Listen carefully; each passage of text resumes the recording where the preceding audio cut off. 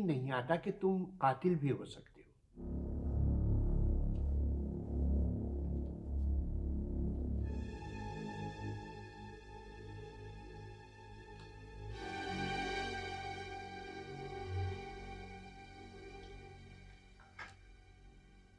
देखो वकील साहब, मैं कातिल हूं, मैंने कत्ल किए हैं। और अगर तुमको यकीन नहीं आता तो मैं तुमको भी कत्ल कर सकता हूं।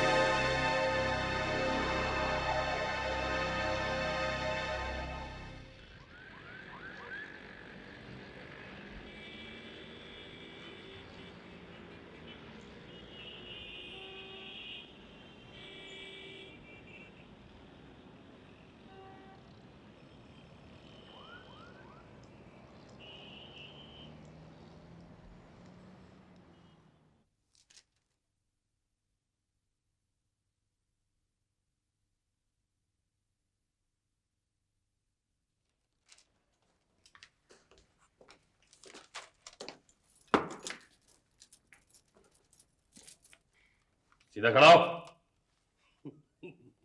सर, दो खतरनाक कैदी जेल मुंतकली, स्पेशल ऑर्डर, दाखिले दफ्तर, पेश खिदमत है ज़ाब्ते की कार्रवाई।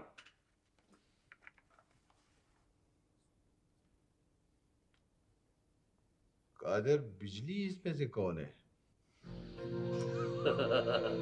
खुश रहो रे, खुश रहो जान जा पुत्र। अरे बाबा डिप्टी साहब, हम तो ये समझाता था इधर तुम्हारे ऑफिस में मेरा कोई इतना बड़ा फोटो लगा होगा, और तुम पूछता है तो कादर बिजली कौन है? अरे यार वाह। खामोश खड़ा रहो और निगाह सामने।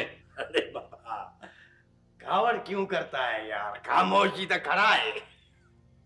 अच्छा, तो तुम कादर बिजली हो। फिक्र न करो, बड़ी धूमधाम से तुम्हारा इस्तकबाल होगा यहाँ। मुझे पता है तुम बड़े लाडले डाकू हो। ना ना ना ना ना डिप्टी साहब, लाडला नहीं, वीआईपी डाकू है, वीआईपी। तेरे लिए है मेरे पास एक वीआईपी चक्की नंबर 40। अच्छा, लेकिन जेल में तो जगह नहीं। साईं डिप्टी साहब, बेगुनाह लोगों को जेल में डालोगे तो जेल में जगह किधर बचेगी? मीर मोहम्मद, खामोश खड़े रहो और गौर से साहब की बात सुनो। अच्छा वक्त गुजरेगा तुम दोनों के साथ।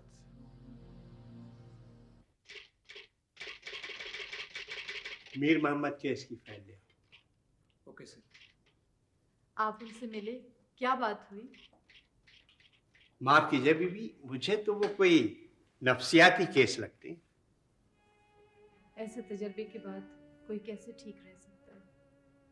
उन्हें अपनी बेटियों की शादी की फिक्र है, और इससे ज्यादा ये कि शायद मैं आपको लूट रहा हूं। वो नहीं चाहते कि इन बातों का असर उनकी बेटियों पर पड़े। वो समझते हैं कि मैं फीस में उनकी बेटियों का जहेज ले रहा हूं। आप फीस की फिक्र ना करो, वो मैं किसी न किसी तरह अदा कर दूंगी। बस आप केस की तैयारी करें। देखिए बीबी, मैं ये केस फीस की वजह से नहीं लड़ रहा हूं, लेकिन एक बात और भी है कि मैं उनके ताउन के बगैर कोई जमानत नहीं दे सकता। जमानत तो कोई किसी बात की नहीं दे सकता। माफ कीजिएगा बीबी, मैंने ऐसे ऐसे मुजरिमों को बरी कराया है जो सड़क पर सबके सामने कत्ल करके चाकू और पिस्तौल लहराते हुए निकल गए। वो तो ठीक है जी, लेकिन लेकिन इस केस में कोई शहादत मौजूद नहीं है। शहादत, कमाल है ने, शहादतें तो जितनी कहें इकट्ठी हो जाती है। अगर आपको वहम हो रहा है तो आप ये केस छोड़। नहीं नहीं नहीं, ये बात नहीं है। सर ये फाइल। मुझे कोई और पीली लेनी होगी, आप फिक्र मत करें। अच्छा, खुदा हाफिज। खुदा हाफिज। ये फाइल रखो। Okay sir.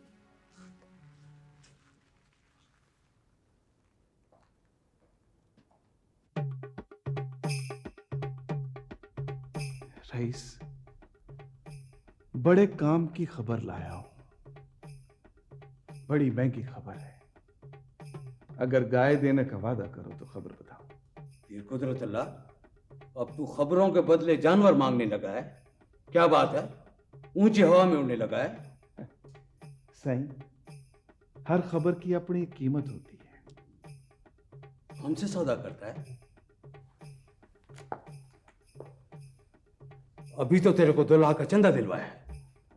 ना ना सही, सौदा नहीं कर रहा हूं, मैं तो भीख मांग रहा हूं, और भीख मांगने का ये बड़ा इज्जतदार तरीका निकाला है।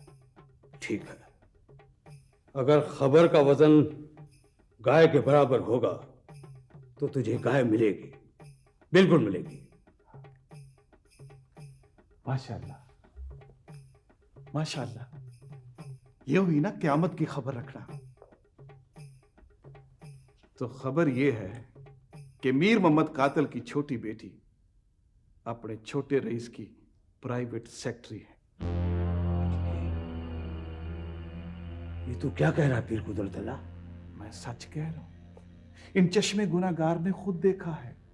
मैं जब चंदे का चेक लेने गया था खुशबू लगा के।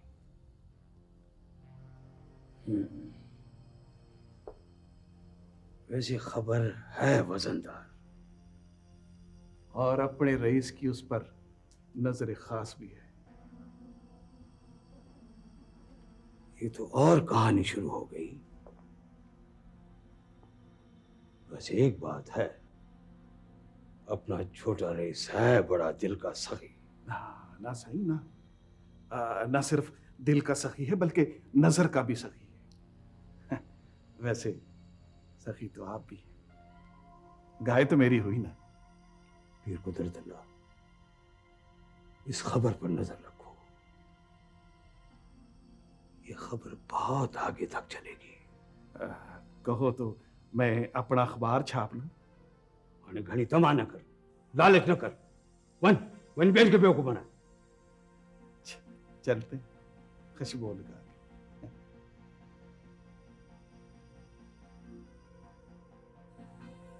हीरो, हीरो, जी वडा साईं।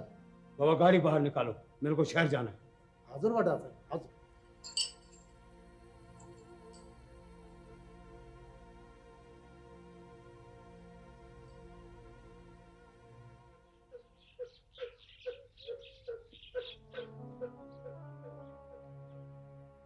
बीबी सैन, आपका दिल बाग में जाने को करे तो पर्दा करवा दूं? नहीं मलकी, अब तो बाग भी पिंजरा लगता है, अंदर रहो या बाहर जाओ, एक ही बात है। हाँ बीबी सैन, बात तो एक ही है। अम्मा कुमार, जी वडा साईं। अम्मा ये बच्चा ही नजर नहीं आ रही है।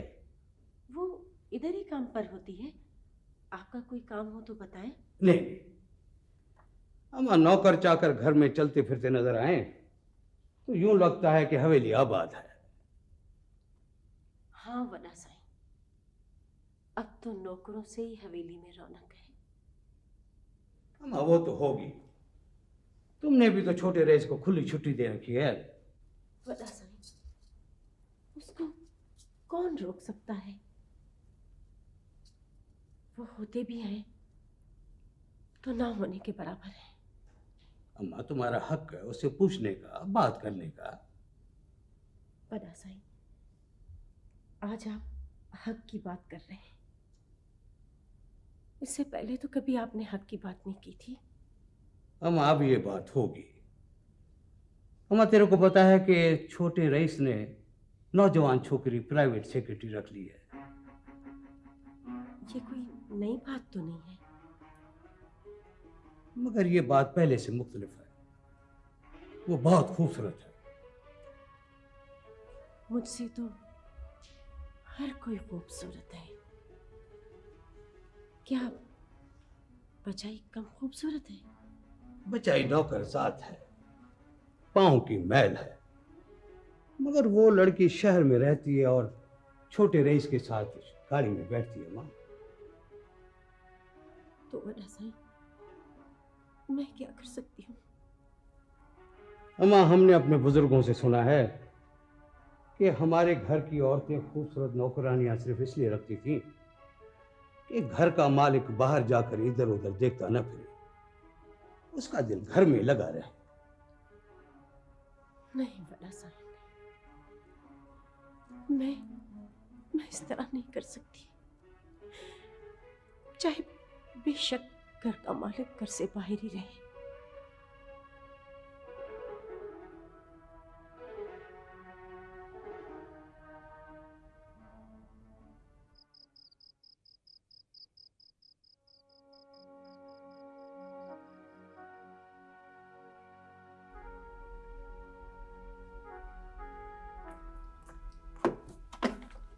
अस्सलाम वालेकुम अम्मी। वालेकुम सलाम।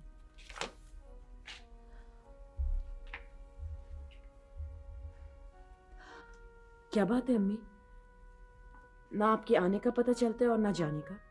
तुम दोनों का बहुत पता होता है ना कि किस वक्त आना है और कब जाना है। हमारा ये मतलब नहीं अम्मी, आप हमें अब्बू के पास ले चले, हमें अब्बू से बस अब मिलना है। जैसे तुम लोगों को पता है कि तुम्हारा बाप मर चुका है, वही तुम लोगों के लिए ठीक है। मैं तुम लोगों को इस मामले से दूर रखना चाहती हूँ। वकील क्या कहता है? आखिर कितना खर्चा आएगा? तुम कह रही हो जो बंगलों और गाड़ियों के ख्वाब देख रही है। अम्मी, यहाँ पर कौन से रिश्तों की कतारें लगी हुई हैं? डब्बा पीर को क्यों इनकार कर दिया आपने रिश्ते से? मुझे नहीं पता था कि तुम्हें यहाँ से जाने की इतनी जल्दी पड़ी हुई है। अम्मी, आप समझने की कोशिश करें। हम नहीं चाहते कि आप प्रॉब्लम्स अकेले फेस करें। देखो बेटा, मैं तुम लोगों को थाने और कचहरियों के चक्कर से दूर रखना चाहती हूँ, और फिर तुमने कितनी मुश्किल से ये सर्विस हासिल की है। अम्मी, हम अब्बा की मदद करना चाहते हैं। हाँ अम्मी आप मुझे बताएं, मैं अपने साहब जी से बात करूंगी। मेरे साहब जी की सब सुनते हैं। बेटा, कोई किसी के लिए कुछ नहीं करता, और फिर जिस पर कत्ल का मुकदमा हो उसकी कोई मदद नहीं करता। वो अम्मी, पैसों की जरूरत हो तो बता दूंगी।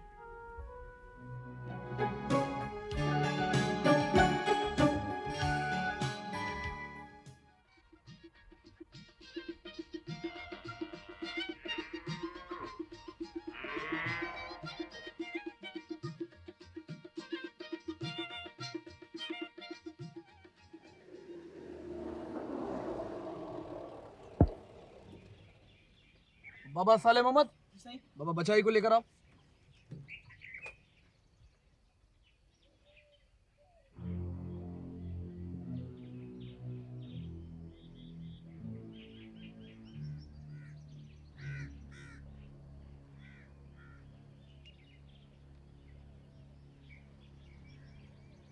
बाबा बचाई, तैयार हो जा, तुझे मेरे साथ शिकार पर जाना है।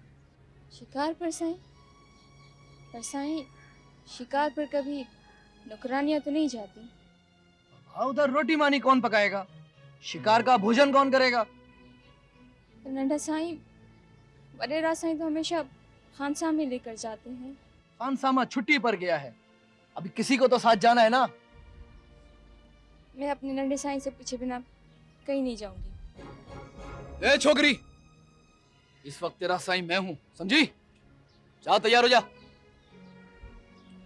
साईं, सलाम वालेकुम। क्या बात है मलकी? साईं, वो सैन ने भेजा है, बचाई को वापस बुलाया है। बचाई को वापस बुलाया? क्यों बुलाया है? नौकरानियों की कमी हो गई है क्या? साईं, वो छोटे साईं नाराज होते हैं ना। अच्छा, तो ये बात है। बाबा मलकी, उधार की चीज जल्दी कौन वापस करता है? पर साईं, मेरी वहाँ जरूरत होगी। और तेरी वहाँ क्या जरूरत होगी? बोल छोकरी, बोल। ना छोटा साईं, मेरा मतलब है साईं ने भेजा है, शायद उनको कोई जरूरत हो। उन्होंने तो तुझे यहाँ भेजा है, उन्हें तेरी क्या जरूरत है? मलकी, तू जाके उनसे कह दे मैं वापस नहीं करता। ठीक है साईं। ठहरो मलकी, मैं तुम्हारे साथ जाऊंगी। ए छोकरी, इस हवेली से बाहर कैसे जाएगी तू? तुझे पता है मेरे पास शिकारी कुत्ते भी हैं और बाज भी, जो तेरी बोटियां नोचकर मेरे दस्तरखान पर सजा देंगे, समझी? साईं, फिर मैं वापस जाके क्या बोलूं? मलकी, बाबा तू उनसे जाकर कह दे मुझे बचाई के बदले वो घोड़ी चाहिए जिसने बच्चा देना है, और बच्चा वो यहां आकर देगी। ठीक है साईं।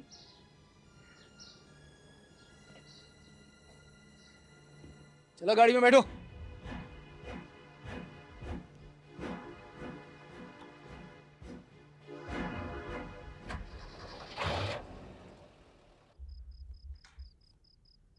बचाई क्यों नहीं आई अब तक? मैं चली जाती तो आप इसी तरह परेशान होते? हाँ, परेशान होता अगर तुम्हें भी कोई इसी तरह ले जाता तो। आप एक नौकरानी के लिए इतना फिक्र क्यों करते हैं? आपके पास तो सुना है दफ्तर में बहुत सी लड़कियां प्राइवेट सेक्रेटरी हैं।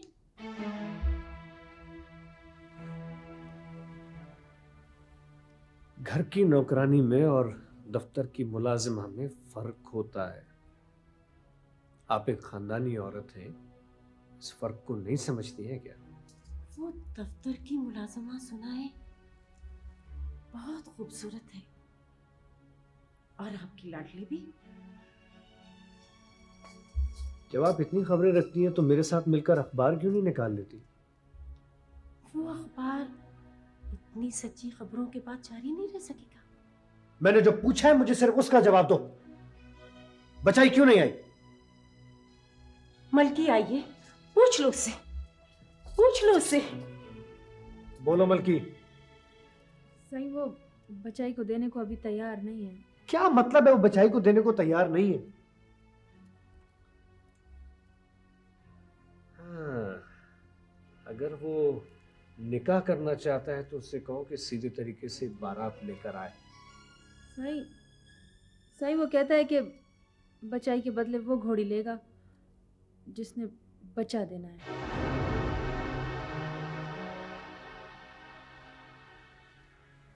अच्छा, तो वो रस्सागीर औरत के बदले जानवर मांगता है, और जानवर भी ऐसा जो कई औरतों के बराबर है। उसे पता था कि तुम भी औरतों की बस इतनी इज्जत करते हो। तुम्हें जो इज्जत दी है उससे तुम अब तक अंदाजा नहीं लगा सकी हो मेरे ख्यालात का। हाँ, बहुत इज्जत दी है मुझे। मेरे लिए एक सोने की कब्र बनवाई है जिसमें रहती हूँ। तुम्हारे भाई के घटिया होने पर मुझे तो कभी भी शक नहीं, लेकिन उसकी ये हरकत मैं माफ नहीं करूंगा। क्या हो गया अगर वो उस घोड़ी का एक फल रख ले? इस छोटे से मामले पर तो मैं उससे नहीं लड़ूंगा। लड़ाई के लिए कोई और मौका तलाश करूंगा। ठीक है, तुम घोड़ी भिजवा दो, लेकिन उससे कह देना कि कल शाम होने से पहले पहले बचाई यहां पहुंच जानी चाहिए, वरना वो खुद जेल में होगा।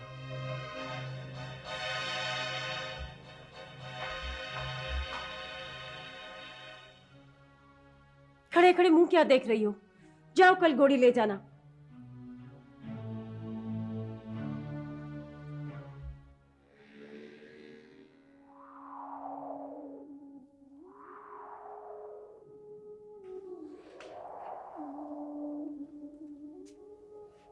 तुम यहाँ क्यों आए हो?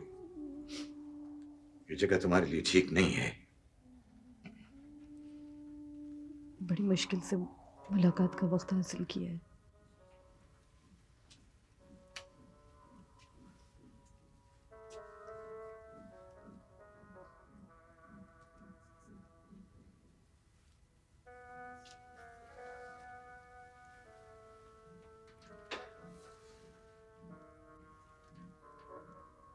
मैं तुझको कैसे समझाऊं शहनाज?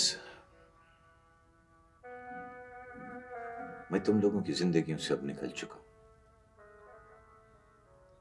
ऐसे कोई कैसे अलग हो सकता है? ये जो पैसे तुमने बचाए हैं, मेरे मुकदमे पर मत लुटाओ। ने मेरी बच्चियों की शादी के लिए बचा कर रखो। तुम उनकी शादी की फिक्र मत करो, उनकी शादियां हो जाएगी। जैसा चाहो, जैसा मर्जी हो वकील कर लो, लेकिन मैं बचने का नहीं। अगर मैं बाहर आ भी गया तो वो लोग मुझको कत्ल करा देंगे। मुझे बताओ, तुम्हें कौन कत्ल कर देगा? जब मैं तुमको खुशी नहीं दे सका तो दुख क्यों दूं? तुमको मुश्किल में क्यों डालूं? तुम लोगों का इस बात से कोई ताल्लुक नहीं है। देखो मीर मोहम्मद, तुम वकील की मदद करो, वो ये केस जीत सकता है। वकील?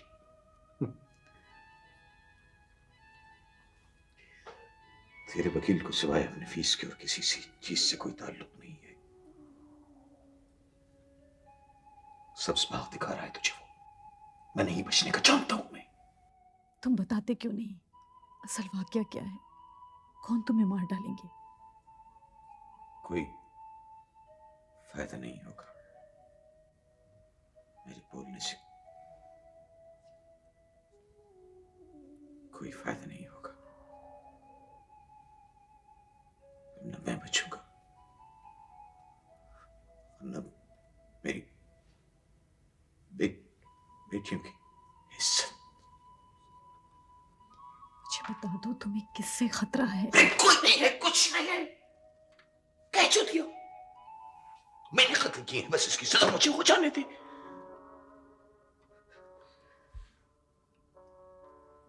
मेरी वजह से तुम लोग मुश्किल में क्यों पड़ते हो? मुश्किल तो जिंदगी के साथ लगी है। तुम नहीं थे तो और मुश्किल थी, तुम हो तो और मुश्किल है। देख शहनाज, मैं तुझको कैसे समझाऊं? मेरा तुम लोगों से कोई ताल्लुक नहीं है। भूल जाओ मुझे। चलो बीबी जी, मुलाकात का वक्त खत्म हो गया।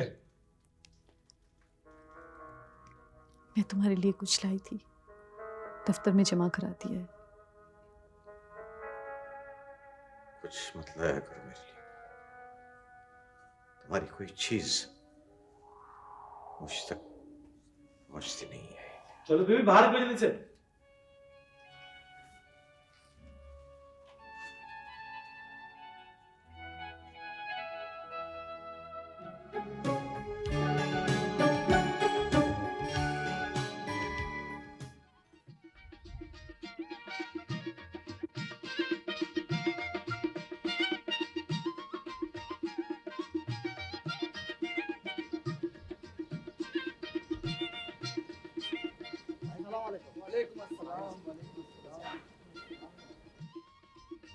अच्छा, तो बाबा सौगात आ गई। जी साईं। छोटे रईस ने बड़ी अक्लमंदी का सबूत दिया है।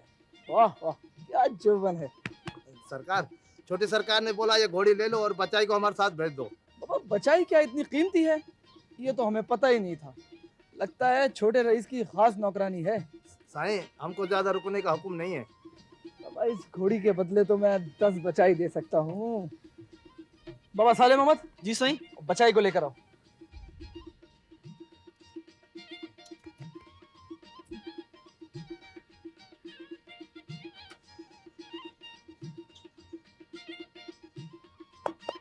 नंढा साईं, मैं हुण वञा?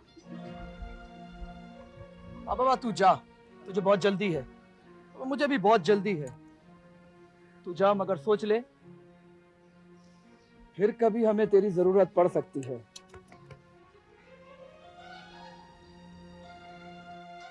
अच्छा साईं, वो असांखे मोकल आ। हाँ बाबा, हाँ ठीक है जाओ। हलो बचाई। बाबा बात सुनो। जी साईं। इसको ले जाके अंदर बांधो।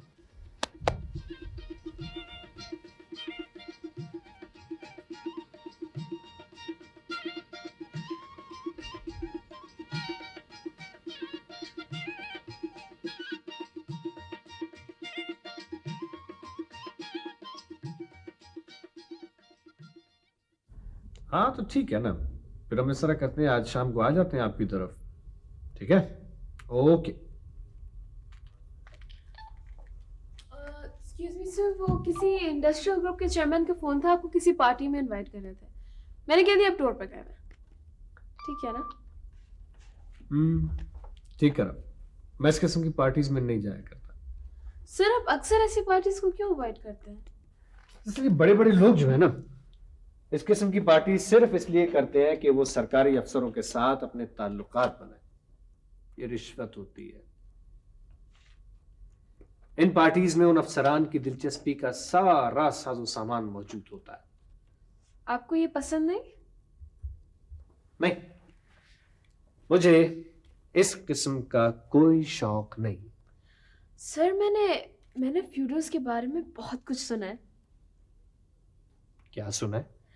यही कि वो बड़े ऐश करते हैं और रीछ कुत्तों को लड़ाते हैं। सॉरी। और वो शिकार खेलते हैं और कभी कभी तो इंसानों का शिकार भी खेल जाते हैं। हाँ, ये सब कुछ किसी हद तक तो दुरुस्त है, लेकिन अब ये सब कुछ नहीं होता और मुझे ये सख्त नापसंद है। सर आप तो बिल्कुल ही मुख्तलिफ हैं। मुझे लगता है कि मैं गलत तबके में पैदा हो गया हूं। हमारे बुजुर्ग रीछ और कुत्तों को लड़ाया करते थे, उनके बाद वाली नस्ल इंसानों को लड़ा के खुश हुआ करती थी, और ये आजकल जी हमारी नस्ल है, ये सिर्फ फोन पर सर्द जंग कराकर खुश हो जाती है। सर आपको गुस्सा नहीं आता? तुम तो मेरा इंटरव्यू कर रही हो। ओ, नहीं सर, वो तो ऐसे ही। अच्छा, मेरा एक काम करोगे? जी। हो सकता है कि मेरी चॉइस अच्छी ना हो, इसलिए मेरे ड्राइंग रूम के लिए 2-3 पेंटिंग्स खरीद लाओ और उन्हें अपनी तरीके से डेकोरेट करो। जी सर, मैं कर लूंगी। वैसे भी आपके लिए काम करना मुझे अच्छा लगता है। सर, वो आपको याद दिलाना है कि कल आपने बेवाओं, यतीमों और नादारों में ज़रूरियात ज़िंदगी की चीज़ें तकसीम करनी है। हाँ बाबा, मुझे याद है सब। वैसे सारे इंतजाम तो मुकम्मल है ना? मेरा मतलब टीवी कवरेज वगैरह। जी हाँ, लेकिन एक मशवरा है सर, अगर ये तमाम सामान लोगों को घरों में पहुंचा दिया जाए और उसकी तशहीर ना हो। तशहीर क्यों ना हो? सर, इससे गरीब की इज्जत नफ्स मजरूह होती है। ये वक्त का तकाजा है। हो सकता है कि ये सब देखकर कोई और भी इस तरफ राग़िब हो जाए। फिर कुदरत ला कुदरत, देख कुदरत के नजारे और रान खा। बाबा दिल खोल के खा, इतना खा के खा के बेहोश हो जाए। शाही इतना भी भूखा नहीं हूं मैं। बाबा तेरे वास्ते ये रान तैयार करवाई है। शाही, ये जो दुम्बे का गोश्त होता है ना, ये फूलों की तरह नाजुक होता है। फिर कुदरत ला हिकमत न मार, ले रान खा रान। शाही, ये अपना छोटे रईस को पता है कि मीर मोहम्मद कौन है और उसकी बेटी उसकी सेक्रेटरी है? नहीं बाबा, छोटे रईस को इन बातों का पता नहीं है। छोटा रईस उस वक्त बहुत छोटा था। और अगर उसकी मदद की जरूरत पड़ी तो? ना बाबा, उसकी मदद की जरूरत नहीं है। वैसे भी उसे इस बात का पता नहीं चलना चाहिए। पीर कुदरत अल्लाह, ये जो नौजवान नस्ल है ना, ये खून को देखकर बहुत डरती है। मुकदमा कोर्ट में जा रहा है और मुझे उम्मीद है मीर मोहम्मद अपनी जुबान नहीं खोलेगा। बाबा, ये वक्त इन बातों का नहीं है। ले रान खा, मैंने आज तेरे लिए गाने का बंदोबस्त किया है। सिर्फ गाने का? कोई खुशबुओं का इंतजाम नहीं किया? फिर कुदरतुल्लाह बहुत शरीर है।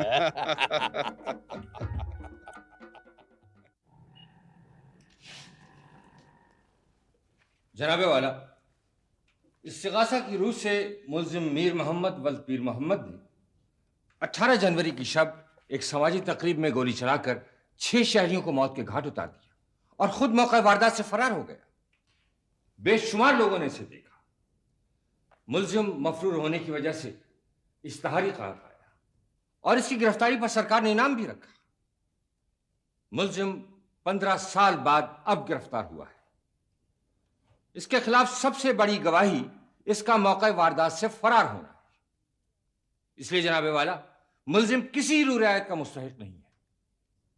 मैं मौजूद अदालत से दरख्वास्त करूंगा कि इसे ताज़ीरात पाकिस्तान की दफा 302 के तहत फांसी की सजा दी जाए।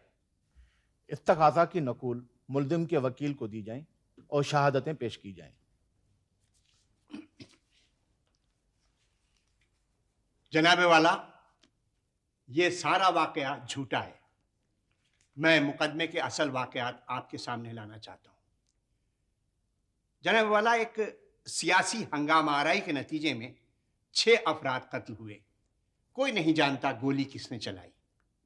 मीर मोहम्मद इसलिए मफरूर हुआ जनाबे वाला कि FIR में बाअसर लोगों ने इसका नाम दर्ज कराया था।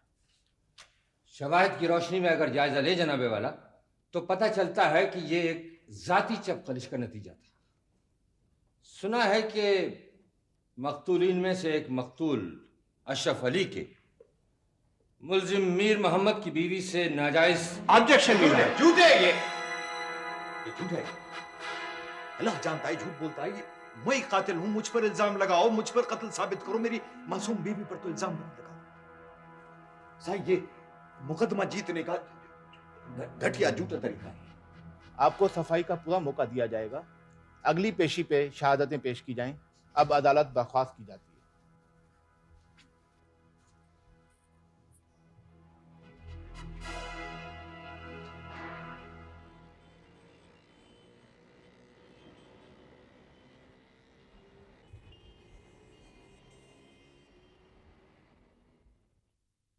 असो, तुम देख रही हो कि मेरे मशागिल कितने मुख्तसर हैं। जी सर, मैंने देखा आप अक्सर खामोश और उदास से रहते हैं। तो तुमने अंदाजा लगाने भी शुरू कर दिए? जी सर, वो पता तो चल जाता है ना सर। शायद तुम नहीं जानती हो, मेरी बीवी है ना, वो मुझसे उम्र में 12-15 साल बड़ी है। 12-15 साल? हमारे यहाँ खानदानी शादियां हुआ करती हैं और हमें करनी पड़ती हैं। मैं अगर शादी नहीं करता ना, तो मेरी बीवी की शादी का हक कुरान शरीफ पर बख्शवाना पड़ता। सर, ये तो आपने बहुत अच्छा किया सर। वो पढ़ी लिखी भी तो नहीं है ना। खैर, छोड़ो इन बातों को। सर, अपने साथ लेकर चला करें, निकला करें। उसको साथ रखने और बताने में दुश्वारी होती है। और वैसे भी उसे सोशल लाइफ पसंद नहीं है। सर, आप कहें तो मैं कोशिश करूं उन्हें। नहीं नहीं, असल वो पढ़ने और सीखने की उम्र से गुजर चुकी है। सर, आप कॉफी पिएंगे? मेरे ख्याल में बाहर कहीं चल के पीते हैं, जहां लोग ना हो। लोग जब पहचानते हैं ना तो। सर मुझे वो देर हो जाएगी। गाड़ी छोड़ आएगी आपको?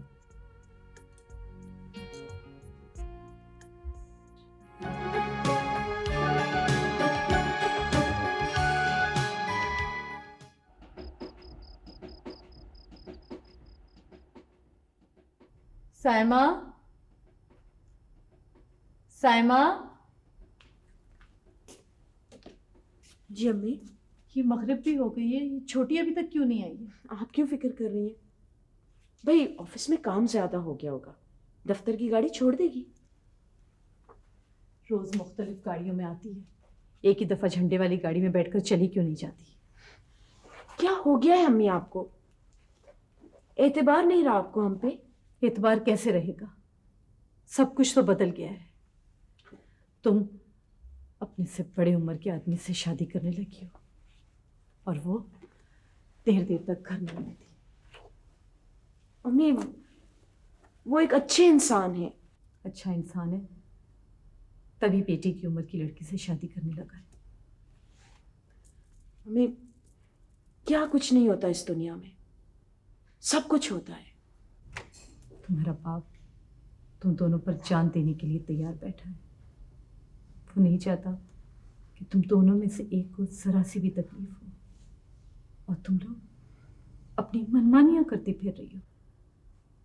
अम्मी डॉक्टर आरफी ने पूछा है, वो आपसे घर पे आके मिलना चाहते हैं। क्या जरूरत है मुझसे मिलने की? तो फिर मैं उन्हें क्या जवाब दूं? जो जी मैं कह दो। मैं किस किस से लड़ूं? अदालत में लड़ूं, अदालत से बाहर लड़ूं, अपनी किस्मत से लड़ूं? मैं क्या करूं? अस्सलाम वालेकुम मम्मी। अस्सलाम वालेकुम आपी। Mummy I am so sorry, देर हो गई, अब आइंदा नहीं होगी प्रॉमिस। ये तुम्हें क्या हो गया? तुमने देर से आना मामूल बना लिया है? कुछ नहीं आपी, बस ऑफिस में देर हो गई थी बस। ऑफिस में देर हो गई थी।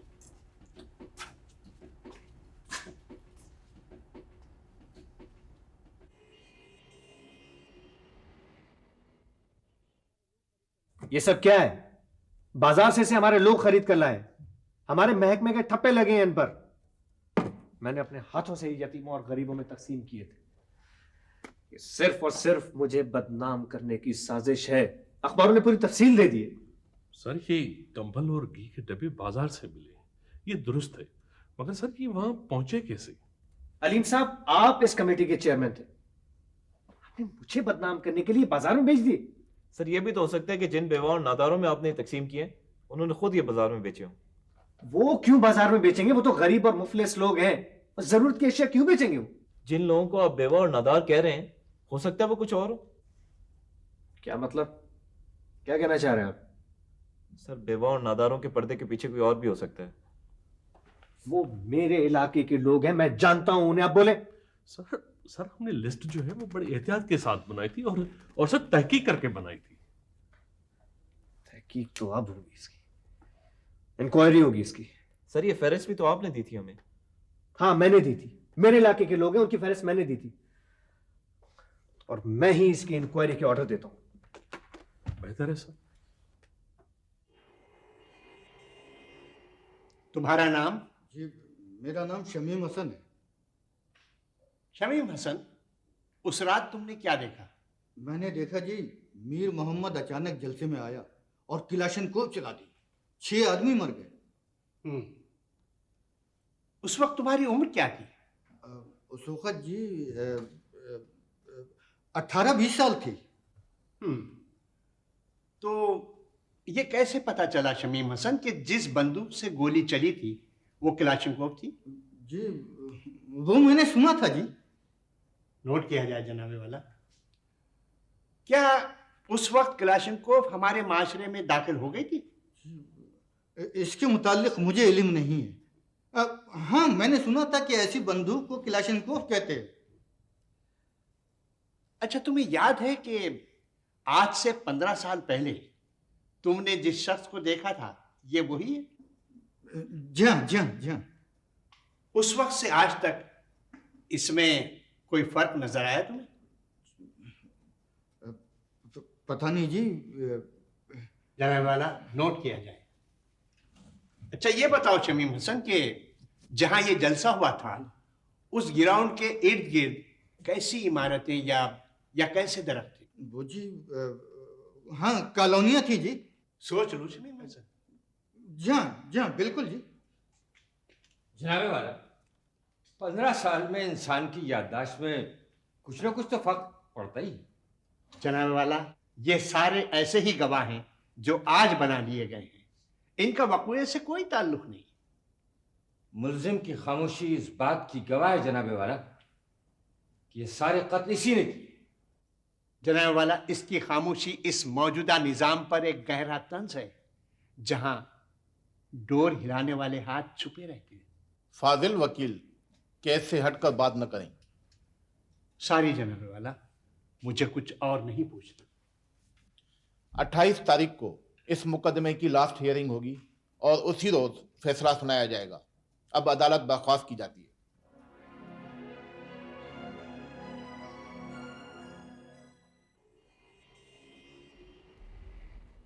तो आप मेरे खिलाफ इंक्वायरी करवाएंगे? अलीम साहब, आप अगर बेकसूर हैं तो फिर इंक्वायरी से क्यों डर रहे हैं? इंक्वायरी से मैं इसलिए डरता हूं सर कि हो सकता है इसका नतीजा आपके हक में ना निकले। खैर, वो तो देखेंगे कि हकीकत क्या है। हकीकत यह है सर कि जिन बेवाओं को आपने घी के डब्बे दिए थे, उन बेवाओं के शौहर बाहर खड़े थे वो डब्बे वसूल करने के लिए। लेकिन साहब, कार्रवाई जो है वो रिपोर्ट आने के बाद रिपोर्ट के मुताबिक होगी। आप मेरे खिलाफ इंतकामी कार्रवाई कर रहे हैं सर। नहीं अलीम साहब, नहीं, आपके साथ इंसाफ होगा। और वैसे भी अदालत के दरवाजे तो खुले हैं आपके लिए। अगर इंक्वायरी ने मुझे बेकसूर साबित कर दिया तो आपके खिलाफ इंक्वायरी मैं करवाऊंगा।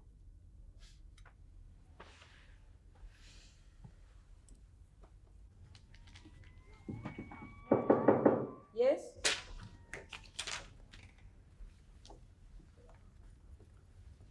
मुझे मालूम था इस वक्त वो यहाँ नहीं होंगे। वो कौन? डॉक्टर आरफी। और कौन? आपके मेरे मतलब है हमारे MS। क्या ये क्या कहना है? यही कि तुमने क्या फैसला किया है साइमा। साइमा, फिर सोच लो। बहुत देर हो चुकी है। मैं डॉक्टर आरफी से शादी कर रही हूँ। साइमा, तुम उनसे कम। साइमा, तुम्हें क्या हो गया है? वही जो हम गरीब लड़कियों के साथ होता है, अनोखा कुछ भी नहीं हुआ। साइमा,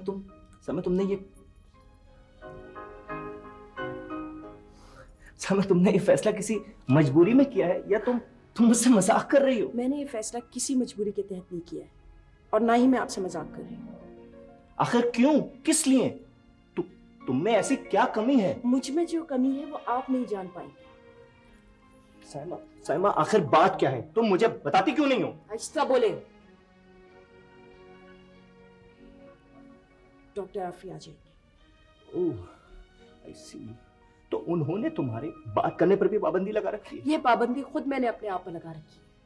मगर इस बात का फैसला करने वाली तुम कौन हो? क्योंकि मैं जानती हूं मैं कौन हूं। और अब आप यहां से जा सकते हैं। बेहतर। सुनिए, आप मेरी शादी पे जरूर आइए। मैं आपको इनवाइट करती हूँ।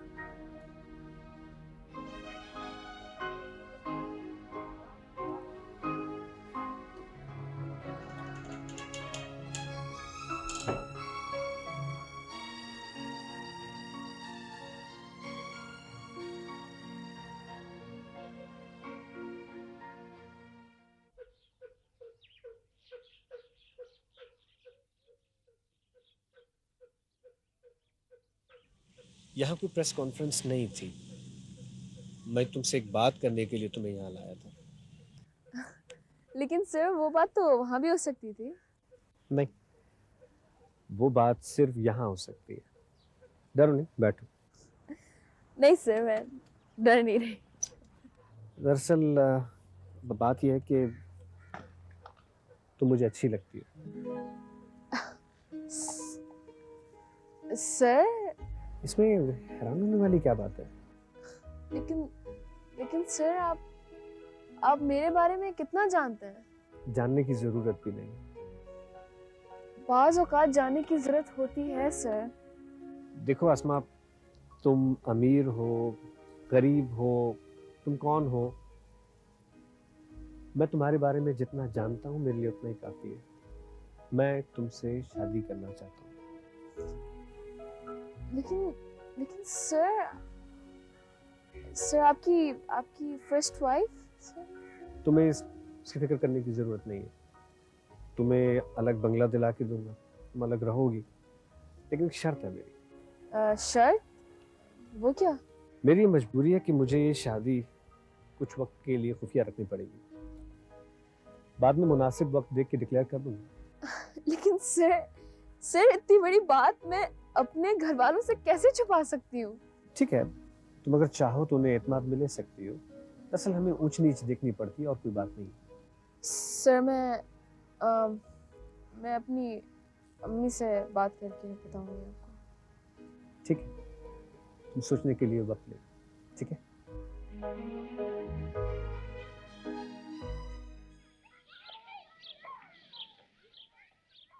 ये कपड़े गिन लिए ना? 12 हैं। हाँ जी। पिछली दफा के कितने पैसे बनते 30 रुपए। अच्छा मिलाते। साइमा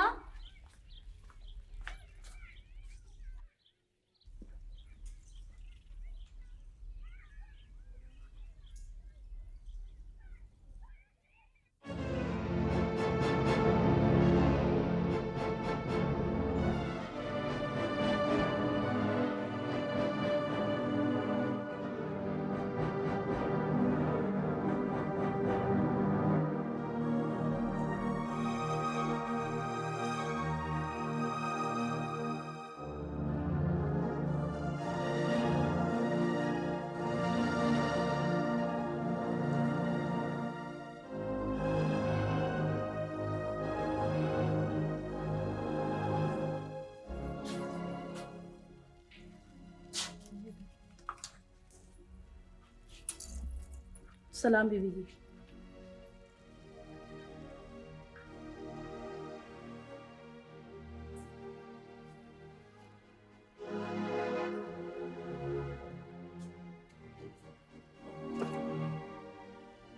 आपने मुझे बुलाया?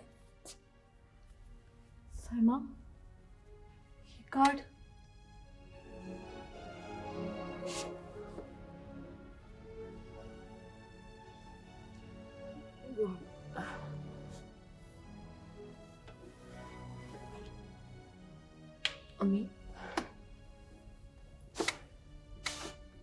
अम्मी ये कार्ड डॉक्टर साहब ने छपवाए हैं। मैं आपको दिखाने वाली थी। तो तुमने फैसला कर लिया?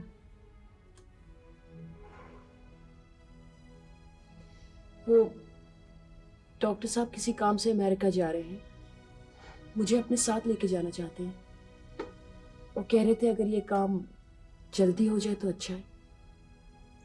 क्या क्या ख्वाब देख रखे थे मैंने तुम्हारी शादी के लिए? क्या क्या ख्वाब देख रखे थे? क्या कुछ सोचा था?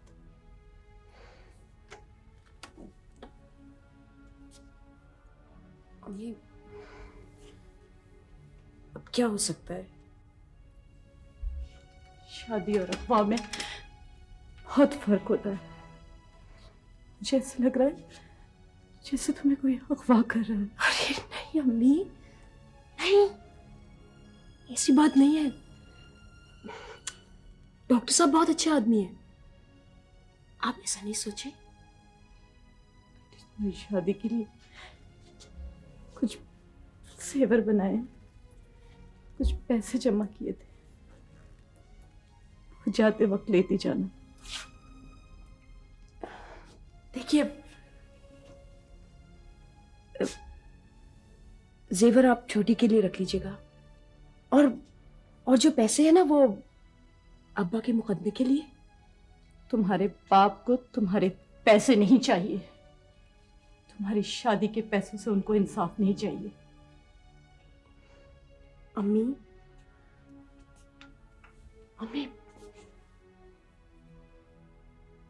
आप मेरे से नाराज हैं? अभी मुझे माफ कर दे। नहीं, मैं किसी से नाराज नहीं, मैं किसी से नाराज नहीं हो सकती। मैं किसी से क्यों नाराज होंगी? मैं तो अपनी किस्मत से नाराज हूं। कुछ नहीं होगा अम्मी, कुछ भी नहीं होगा। बस आप मेरे साथ रहेंगी। हाँ। नहीं,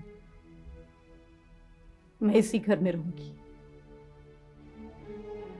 तुम्हें जाना है तो तुम्हें कोई नहीं रोकेगा।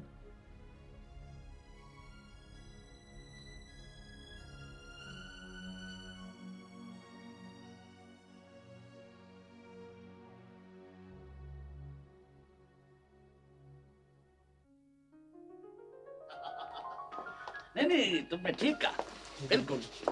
Thank you so much. Thank you, keep it up. बहुत खुशी हुई, बहुत बहुत मुबारक हो आपको। अच्छा मैं ज़्यादा चाहता हूँ। खुदा हाफिज़। Sir I am sorry, hospital में मुझे देर हो गई है, इसीलिए लेट हो गया सर। आपको बहुत मुबारक।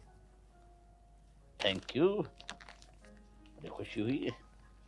आपने बहुत तकलीफ की।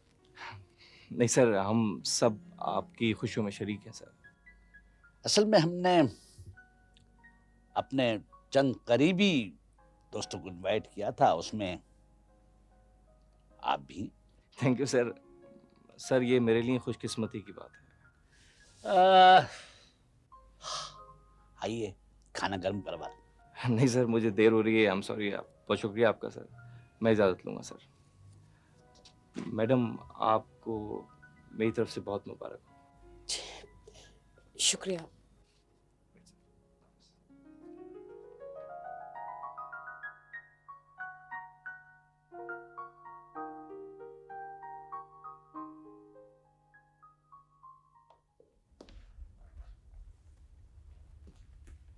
डॉक्टर सुहेल को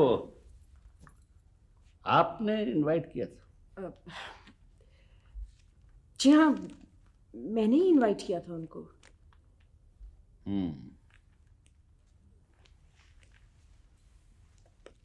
चलिए फिर उन्हीं के तोहफे से इब्तिदा करते। ये सारे तोहफे भी तो आपके और मेरे लिए हैं।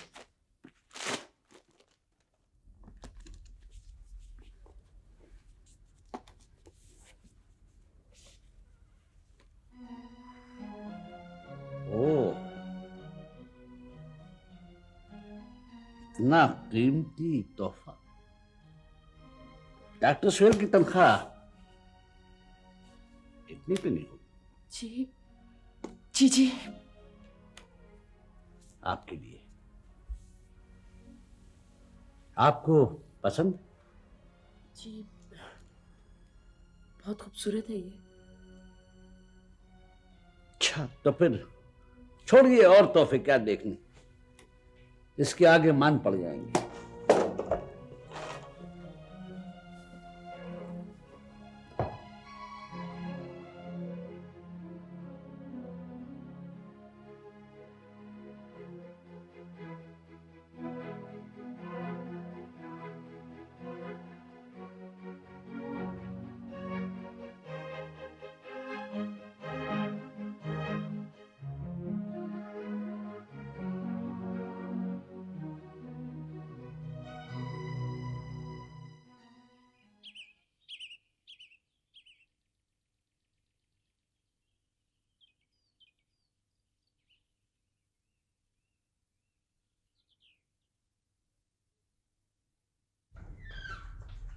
अरे भाई कोई है घर में?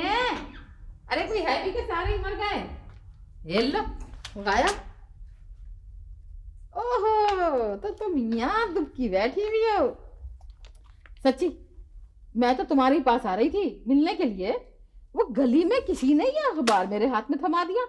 अब जो खोल के देखती हूँ तो इस घर की दो खबरें, एक शादी की, दूसरी फांसी की। अब मेरी समझ में ये नहीं आ रहा कि मैं तुम्हें मुबारकबाद दूं कि अफसोस करूं। लो देखो, पढ़ो।